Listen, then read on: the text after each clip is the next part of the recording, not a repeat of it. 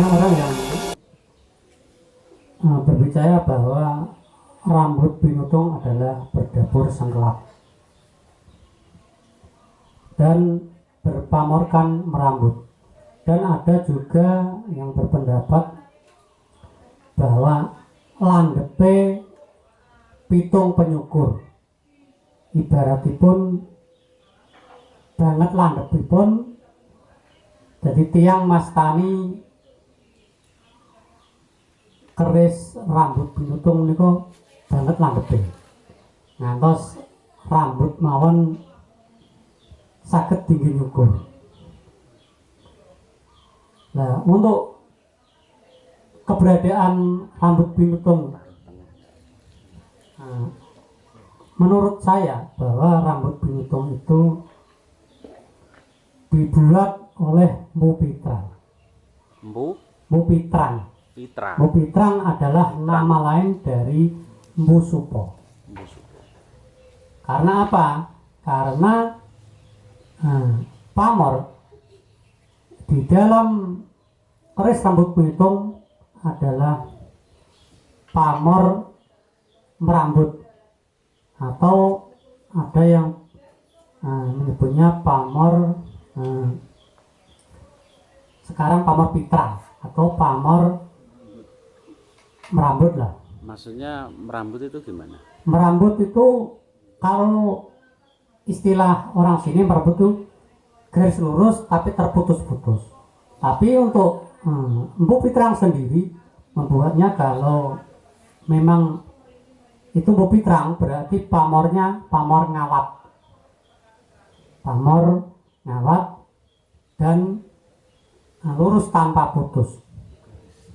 Itu untuk beberapa pendapat. Tapi untuk yang keris rambut pinutung yang asli, yang dulu memang untuk sifat kandel Kabupaten Pati, ini sebenarnya masih di dalam wilayah Kabupaten Pati. Dan untuk keturunan dari Tondonegoro memang disembunyikan biar tidak menjadi perebutan atau biar tidak menjadi terjadi hal-hal yang tidak diinginkan oleh sang pemiliknya. Karena filosofi dari sejarah tersebut, barang siapa yang mempunyai keris rambut pinutung akan menjadi pemimpin. Contoh keris yang lain adalah Kiai Sumelang Gandring. Karena apa? Yang menyembunyikan adalah keturunan empu. Kalau dibawa oleh pemimpin, maka akan menjadi pemimpin yang arogan atau yang lain-lain. Jadi masih dibawa apabila yang membawa itu ada seorang empu atau keturunan empu, dia akan lepas dari apa yang namanya arogan, lepas dari arogan. Jadi sifat dari seorang empu adalah menep, dia tidak mempunyai sifat-sifat keduniaan. Dan juga untuk keris rambut pinutung sendiri memang sengaja disembunyikan oleh pewaris atau keturunan dari Bupati Tondonegoro. Dan ini adalah cuma contoh, tapi kebetulan ini adalah sama, pamornya pamor merambut, tapi sengaja enggak saya larang.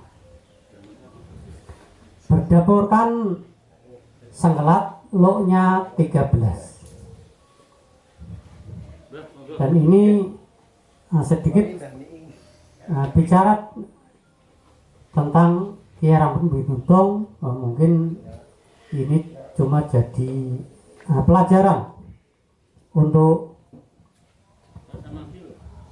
kita semua. Dan untuk saya menghimbau atau mengajak untuk generasi-generasi muda, kita tidak usah mengklenekkan untuk perkembangan Tosan Aji yang ke depan. Kita harus lepas dari klenek-klenek tersebut. Jadi kita harus belajar dari seni budaya dan untuk mempertahankan yaitu kebudayaan kita yang tersisa. Kita pertahankan, kita uri-uri, kita hormati. Jangan sampai sisa-sisa kebudayaan ini sampai hilang atau dibuang atau dilarang atau ditenggelamkan. Lebih baik diserahkan kepada orang-orang yang memang benar-benar nguri-nguri kebudayaan yang masih tersisa ini. Kalau saya sebagai pelaku daripada budaya terutama Tosan Aji yang ada di Pati ini banyak macam versi. Dari kumpulan yang saya dengarkan, yang saya saring, akhirnya saya berkesimpulan secara pribadi, karena ini era milenial, kita harus mencermati dulu nama sebuah siloka yang namanya rambut pinuntung. Kita juga harus mencermati nama-nama yang diberikan kepada sesepuh pinisepuh. Apa itu rambut pinuntung? Karena seperti makna-makna siloka, rambut pinuntung. Jadi memaknai jangan sampai persaudaraan kita tuh putus seperti rambut yang pinuntung, rambut yang tercukur, karena rambut itu sebagai mahkota. Jadi mana siloka itu harus gitu, yang ditinggalkan kepada sepuh ini sepuh. Filosofinya betul kata Pak Hatip Habibie ya, memaknai daripada itu, karena kita kalah dengan perjalanan waktu. Memaknai itu dulu kalau saya ya, memaknai daripada kata-kata agung rambut pinuntung, karena banyak nama bagus yang ada di Pati ya, seperti Bende Mataram, rambut pinuntung, Kulok Kanigoro, Kerewojo, Rantai Gembolo Geni, ya kan, keroncong atau rantai kalau misalnya, maknanya kan persatuan kalau gitu. Mungkin Guleng Muryo, Janas Kudus, banyak itu kan harus dimana seperti ini loh, Pancasila, satu ketuhanan yang Maha Esa dilambangkan dengan bintang. Apakah Tuhan itu bintang? Kan enggak. Buat saya loh ya ini filosofi itu dulu. Rambut pinuntung, jangan sampai persaudaraan ini kita putus. Betul, Pak. Untuk segi ekonominya, mari kita bersama-sama bagaimana kita berkreasi dengan makna rambut pinuntung ini. Mungkin dengan dapuran kayak gini, ya kan? Dengan mungkin pamor yang rambut. Ini lepas dari uka-uka loh. Karena saya sendiri mempelajari fisika juga uka-uka. Jadi yang saya harapkan detik ini matur nuwun sangat kula Mas Radi nggih, saking Mas Radi keluarga besar, geng Mas Radi bersama, wah hebat bener ini. Memaknai rambut pinuntung itu kayak gitu. Jadi jangan sampai perekonomian di Pati ini putus, persaudaraan di Pati ini putus hanya karena hal yang sepele. Untuk masalah penjabaran keris, monggo silahkan. Karena keris yang dibabar di Pati buat saya rambut pinuntung semua. Memaknai jangan sampai putus persaudaraan, karena kita adalah bumi Rahtau, daerah-daerah Lemuria, bangsa-bangsa yang fighter semuanya dah, ekonomi fighter, spiritual fighter, budaya fighter, petarung. Mengatakan kemauan tambahan dari saya. Kalau dari sisi pusakanya berarti memang gimana itu? Dari pusakanya, ya di Pati gudangnya empuk Mas, berhak semua membuat rambut pinuntung. Saya lah yang memanai non sewu, karena sepengetahuan saya cuma sebegitu. Kalau mungkin ada sesepuh yang lain ingin menambahi, saya juga akan menerima sepanjang masih masuk ke rasio saya. Monggo, Mbak Ben, ini bisa menambahi, monggo. Oh, Assalamualaikum warahmatullahi wabarakatuh. Jadi kalau menurut saya masalah keris rambut pinutung ini berdasarkan pengetahuan para teman-teman pakar-pakar tosan haji itu memanainya berbeda. Jadi saya setuju sekali dengan pendapat Mang ini. Jadi janganlah beranggapan sesuatu itu yang negatif. Kita ambil yang positifnya saja. Contoh misalnya rambut pinutung. Jadi ada yang memanai bahwa keris ini bisa memutuskan rambut. Padahal yang untuk memutuskan itu bukan tajamnya, tapi wilahnya. Rambut saja bisa terputus. Betapa tajamnya keris itu. Jadi kalau menurut saya lebih setuju dengan pendapatnya Mang Luli.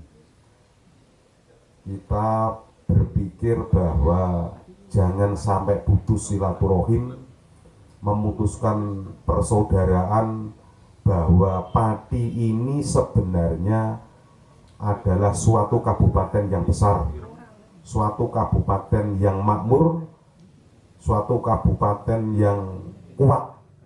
Jadi saya berterima kasih semua para saudara-saudara di sini hadir di sini menikmati acara ini dengan tenang dan bisa nyaman. Mudah-mudahan semua berkah. Jadi gitu.